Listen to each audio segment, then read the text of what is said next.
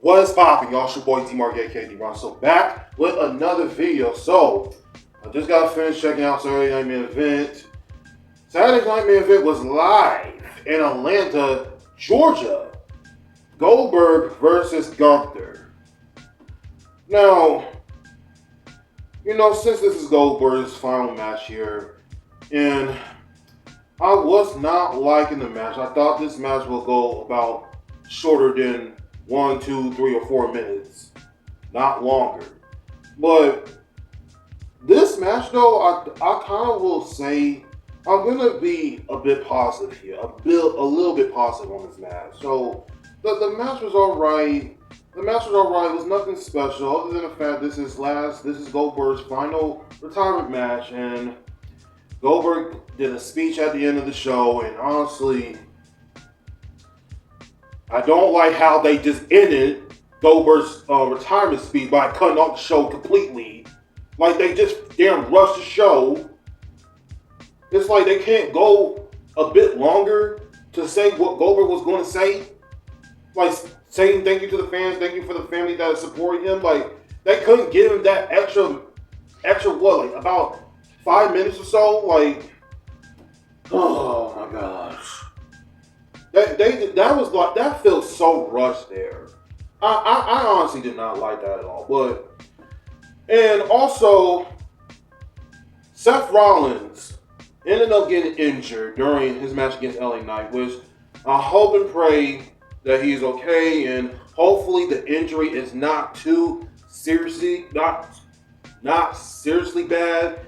Hopefully it was just like a tweak injury that he ended up having, because if y'all saw the match, right? Like, Seth was doing a springboard senton, then he was doing a springboard moonsault. He lands on his feet, and all of a sudden he just tweaks his leg.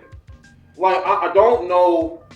Like, I'm looking at this match, and it looks like they was finna call audible, because if somebody's legitimately hurt or like really bad, I think the sign is that the referees pull up the S to make sure that somebody is seriously hurt, and they didn't do that. So I would have thought that they would have did that, but we're gonna get all into that. And as y'all already know about the tag match that's gonna be happening at SummerSlam, Randy Orton and Jelly Roll. Yes, Jelly Roll is gonna have his first WWE match next month at SummerSlam.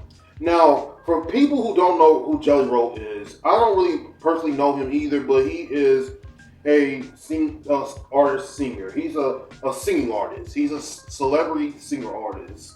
I don't know much about him. The only thing I do know about Jelly Roll that he did make an appearance on SummerSlam last year in a segment when he chokeslammed Austin Theory. That's like the only thing I can remember from Jelly Roll. But they announced the match is going to be a tag match. Not only just Randy Orton and Jelly Roll, but they're going to go up against Drew McIntyre and Logan Paul. So they are going to do a tag match at SummerSlam, and that's already been official and all of that stuff. So yeah, we're going to get into all the matches here. We're going to get into all of them. And if this is your first time on the channel, seeing me for the first time, please go ahead and subscribe to the channel if you have not already yet. Turn on notifications, follow me on social media, because I will be posting every single week. So any further ado, let's get straight into this Saturday Night Main Event review. Alright. Hold on one second. So, the first match of the night was Randy Orton versus Drew McIntyre. This match was not bad, but we have seen this match about 5 or 6 times in the past, but this was a good match. I did not know how I feel about Drew winning this match. I did not know how I feel about Drew taking a loss, even though he did took a little bit of months off when he was feuding with Damian Priest back in May. So I thought I was seeing that Drew was going to take the win here, but they didn't do that. So yeah, and most likely after the match was over, Logan attacked Randy, and then Jelly Roll comes in and shoves Logan Paul, and well, he kind of like strikes Logan Paul too, but he went over to check Randy, and then out of nowhere, Drew hits the Claymore on Jelly Roll. So that's the match that's already been announced, as y'all already know. Honestly, I don't know how I feel about the match though with Jelly Roll and Logan Paul. Like, Jelly Roll is not really much of a wrestler, but this is going to be his first WWE match that he's going to get. And I know a lot of people was not the biggest fan of, celebrity stars that's just coming into WWE and taking the wrestling spotlight. And I kind of somewhat agree with that. And the only reason why they decided to do this because not only that Logan Paul is mostly a YouTube sensational, but he's also really a WWE wrestler. I mean, as much as I hate Logan Paul so much, I mean, the guy can do it. He can do it all in the ring. He can definitely do it all in the ring. And for people like Bad Bunny, like Johnny Knoxville that's coming in, I mean, Johnny Knoxville, he came on to WWE a few times during the Royal Rumble and all that stuff, but when he was having this rivalry against Sami Zayn, which that didn't really mean anything. All of that was just a damn comedy match. But the only reason why WWE decided to do this is that Jelly Roll, there's a lot of celebrity stars that has been coming into WWE and just putting themselves on the spotlight, and then all of a sudden they I will not say put people over, but kind of like helps them in terms of putting somebody over. You get what I mean? So, I get why they're doing that. People may not be the biggest fan of that, but this is how WWE operates. This is how WWE is going to be operating, and it's not going to go away anytime soon. I mean, celebrity stars coming in and wrestling for 1 or 2 times. I mean, that's been going on for a long time. I did not know that until now. I mean, celebrity stars will just come in and wrestle for 1 match, and they will just be exit the door. Like, I did not know that was going on for a while now. So I mean, that's been going on for decades. So that's something I just did not know about. But yeah, this match wasn't bad, but it was a decent match.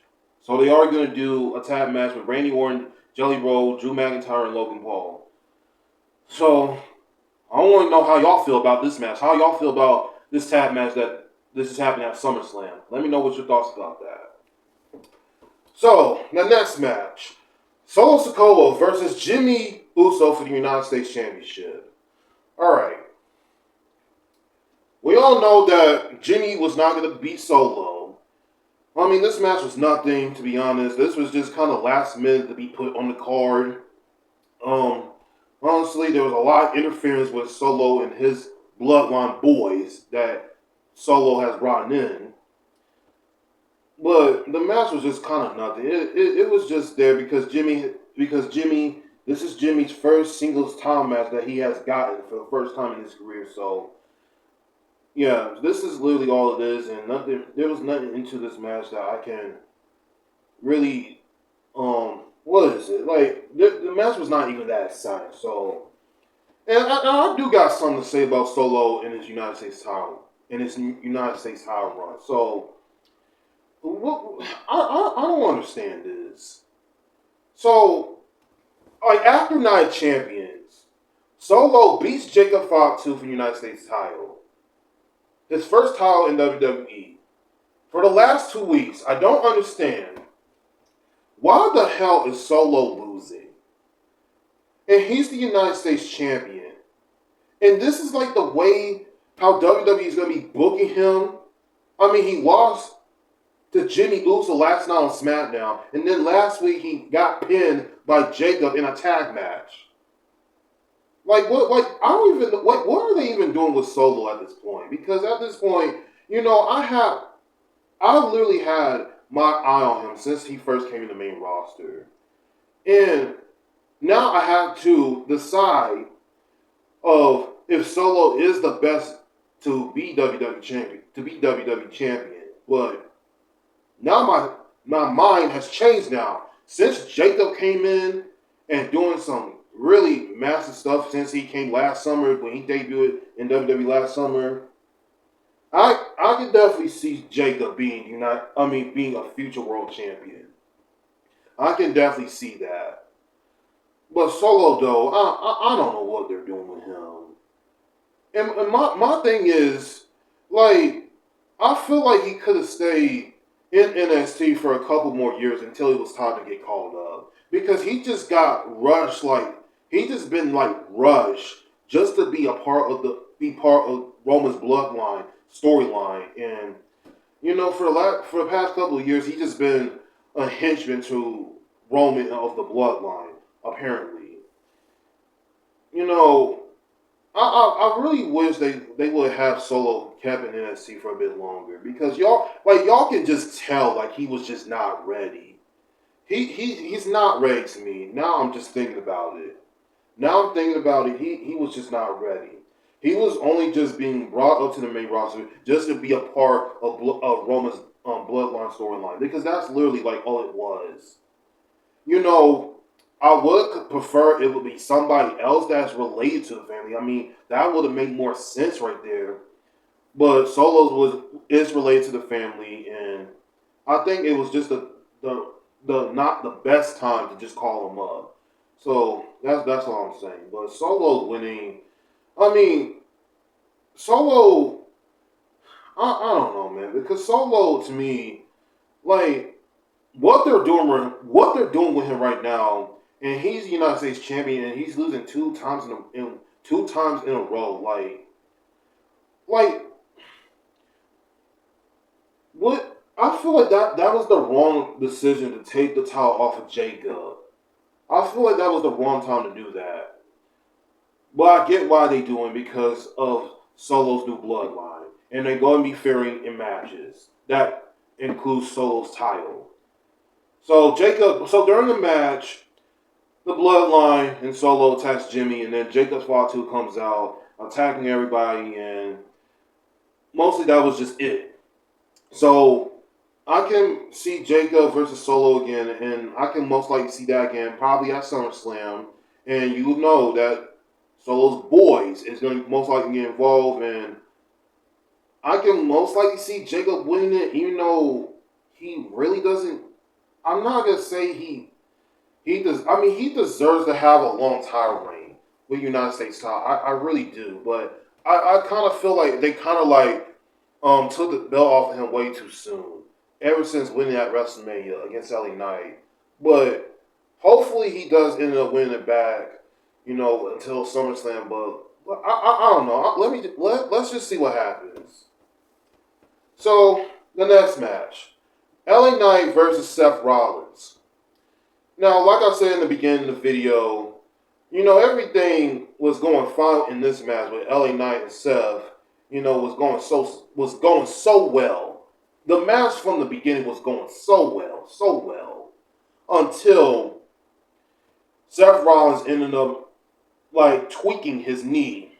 Now, when this happened, so Seth was doing a springboard senton, and then he was doing a springboard moonsault. He landed on his feet, and then he ended up tweaking his knee, and then the referee Paul Heyman, and they had to have personnel come in and check on him to make sure he was okay. And I don't know, man. I really feel like I did not say. To me, I don't even feel like that was a work. I feel like that was a real legitimate injury. Because some people were saying that this was like a work or anything like that. It was not a work.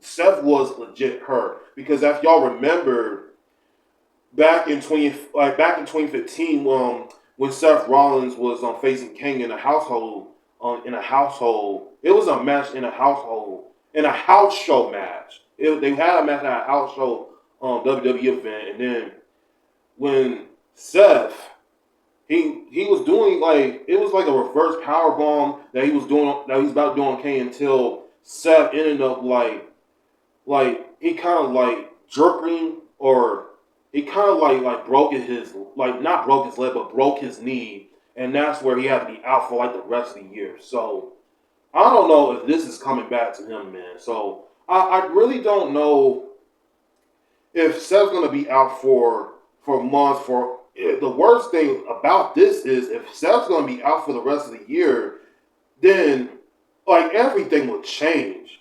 I mean, he's gonna have to give up his Money in the Bank briefcase. Well, he could still hold it if it depends on if the entry is kind of like. Hopefully, if the injury is not too bad. The injury should not be too bad. If it's just like a tweak in his knee or something like that, then he should be out for a few months, and he can still hold the Money in the Bank briefcase.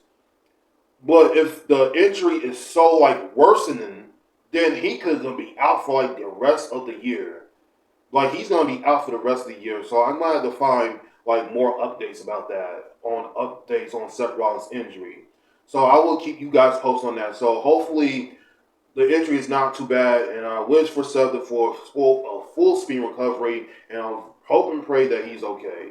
So I'll find more updates about that as well. But yeah, that's kind of that's literally a scary one right there. I mean, Seth's been dealing with this before, and it kind of it's gonna probably be tough for him, and he goes through the same thing again, which I hope and pray he doesn't. So hopefully he is. I really do hope that Seth is okay. So final match of the evening: Gunther versus Goldberg for the World Heavyweight Title. Now I said this match was going to be a fucking squash match, but it turns out, the match was actually kind of good, I would say. The match was definitely kind of good. And I like the fact how that Gunther no sold when Gunther gave Goldberg the chop, like he just chopped him. And Goldberg just stands there, and he just stands there and starts laughing. Like the abdominal effect did not even affect Goldberg. And then during the match that Gunther is targeting the left knee, he took the knee brace off that Goldberg was wearing, and he was going after the knee. And then Gunther was trashing and talk trash to Goldberg's son, Gable. He jumped over the barricade, wanting to fight Gunther, but security came out of nowhere and backed his son up. And then Gunther go back in the ring, and then Goldberg out of nowhere hits a spear. And I already knew that Goldberg was not going to win, as we all predicted that he wasn't going to. But Gunther puts Goldberg in a sleeper hold, and he did not tap out, but he passed out, and then Gunther retains the World Heavyweight title. So, yeah, man, I'm glad that Goldberg definitely put Gunther over, and I thought this was the best way to put him over. So, this match is done. And Goldberg. I don't know why I keep getting those two mixed up. Gunther and Goldberg. So, Goldberg. This is Goldberg's final match in WWE in his hometown in Atlanta. So, yeah. I don't know why I keep saying Gunther Goldberg. So, Goldberg can just hang up the boots, call it a day. No more for Goldberg. The man is already about to be 60 years old in the next couple of years, so I guess this was the best way to end his retirement match. So that match is out the way. He can go out the door, continue with his life, spend time with your family, and do whatever. But please, man, please.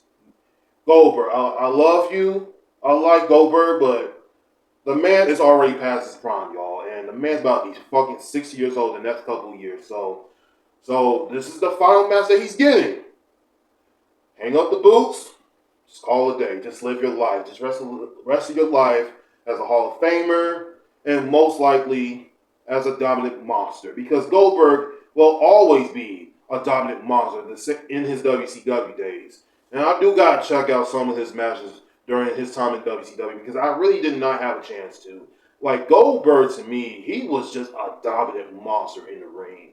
Like, he will chew you and spit you out with that spear. He will chew you and spit you out. Like, that's how a badass that Goldberg was back in the day. And when I get a chance, I am going to be checking out some of his matches from WCW. But Yeah, man. That's it. That's it for your Saturday Night Man View of 2025. I do want to point. I almost forgot about this. Also, I almost forgot.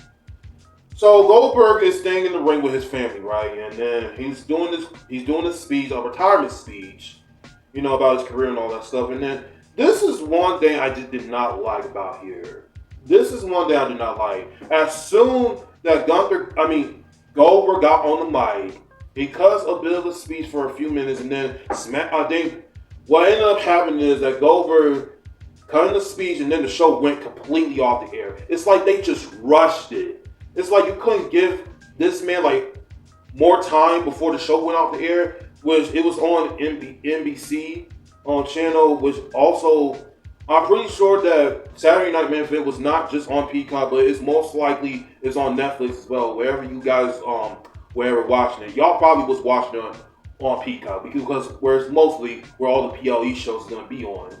But I really did not like the fact that WWE just cut Goldberg off, and he was cutting a great speech, and they could have left that off. They could have left that on for a little bit. I don't know why they did that. I feel like that was just wrong for them to do that. That seriously was just wrong. They could have had more time with that, with Goldberg's speech, and then his family was staying in the ring giving the speech, and that's really messed up right there. That kind of really messed up. The fact that this is his final retirement match, and this is how the way that the show's gonna go off the air. But yeah, man. Yeah, that's your Saturday Night Main Event review. I have checked out. People was most likely watching AEW than this was Saturday Night Main Event. But I'm gonna be checking out AEW All In. I did check out a couple matches earlier, but I was too focused on watching Saturday Night Main Event and AEW All In. So I'm gonna check out AEW All In probably tomorrow and probably give you my thoughts about it. Well, not give you my thoughts, but I will tell you most about the show that I like. And I did like the one thing I would say about the ending show of All In is when Hangman Page finally defeats Jon Moxley for the AEW title. That was the best moment right there for All In, I would say. But I'm going to watch the rest of the matches for All In tomorrow. And I'll probably make a video about that, about Adam Page winning the AEW title. That's most likely the thing I'm mostly going to talk about. Yeah, so that is it for my Saturday Night Main Review. Saturday Night's May Event Review. Y'all let me know what's your thoughts about the show. Y'all let me know what was your favorite matches that you enjoyed from the show that you like. Y'all let me know what your thoughts about it. And follow me on social media down below. Turn on notifications because I will be posting every single week. And I'll be back with another video, y'all. Peace. My moment to shine. This is my time of flight. I've been grinding forever just for this very night. I've been pushing for many moments like this. This time it's undervalued and no one ever could.